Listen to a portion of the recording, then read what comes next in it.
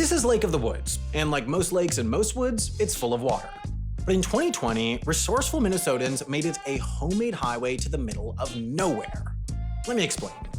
The point of the highway was to connect Minnesota's mainland to the northwest angle, an isolated corner of the North Star state with about 120 residents and no cheesecake factories.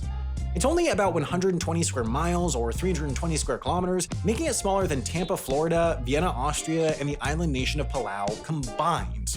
And like Tampa, Austria, Minnesota's northwest angle is home to some of the best walleye fishing around. And it better be some of the best walleye fishing around because getting there is, to put it lightly, a massive pain. All you Border Quirk stands probably already know what this is, so just get to know each other in the comments while I get the normal people up to speed. Hi normal people, welcome to the channel. We're gonna do this as fast as we can. In 1783, the Treaty of Paris treated that the US-Canada border would go through some water like this up to the northwest corner of the Lake of the Woods, then go due west till it hit the Mississippi. But it turns out that's impossible because the Mississippi starts down here, so, oops. Fast forward a few years, this is still unresolved and a new border has entered the chat, the 49th parallel.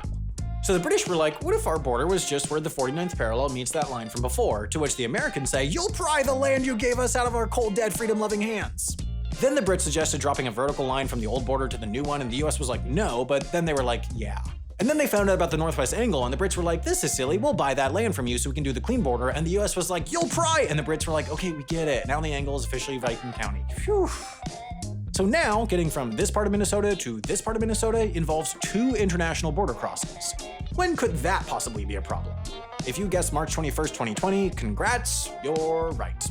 That was when, due to stuff, the US-Canada border shut down for all non-essential travel. Unsurprisingly, this devastated the Northwest Angle's fishing resort-dependent economy, and while in the summer of 2020 you could get a water taxi there from a guy named Greg, the winter options were generally too expensive or too inconvenient. So the resort workers on the angle hatched the perfect plan. Turn the frozen lake into a highway. The Northwest Angle Guest Ice Road opened on January 18th, 2021. It was 37 miles or 60 kilometers long, with most of it going over the American side of Lake of the Woods, whose winter surface is about 20 inches or 50 centimeters of star-spangled ice before reaching the woods of the woods. No border crossings necessary. But driving this ice highway didn't come cheap because making this ice highway didn't come cheap. By one estimate, the road cost the people who made it $1,500 per mile or $1,000 per kilometer in upkeep.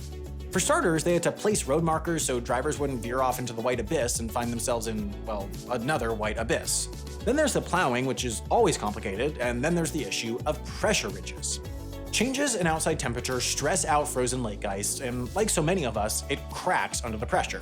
The result is ice that needs to be flattened and plowed, and that's also unstable enough that it needs to be bridged so cars can safely cross.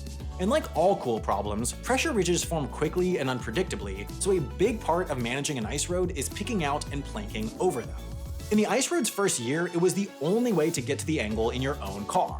And even though you could technically go through Canada the second year, getting a $100+ negative PCR test for every person in your car within 72 hours of crossing the border isn't as cheap, convenient, or rad as ripping it across a frozen lake for $250 total. You could even get a season pass for just $500. It's less than a 1-weekend pass to Coachella, and the ice fishing at Coachella is terrible. After all, it's no Tampa, Austria. For businesses on the angle, the ice highway was a lifeline, and for walleye-loving travelers, it was, I guess, a fishing line? It was a very clever, very elaborate solution to a major pandemic-imposed problem. And it was a hit. That is, until Mother Nature decided she had other plans and the road closed forever.